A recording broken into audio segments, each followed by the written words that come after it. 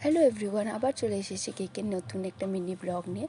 আজকে এই কেকটা অর্ডার দিতে একটা পুচকি বাচ্চা এসেছিলো তার মার সাথে। এটা ছিল 1/2 পাউন্ড চকলেট ফ্লেভারের কেক। আমারই বানানো আগের কেকের ফটো দেখিয়ে বললো, দিদিভাই আমাকে এই কেকটা বানিয়ে দিবে? আমি বলছি হ্যাঁ নিশ্চয়ই দিব। দেখো তোমার সাথে কথা বলতে বলতে কিন্তু আমি কেকে ক্রাম কোটিং করে দেখো ডিজাইনটা সুন্দরভাবে করে নিচ্ছি।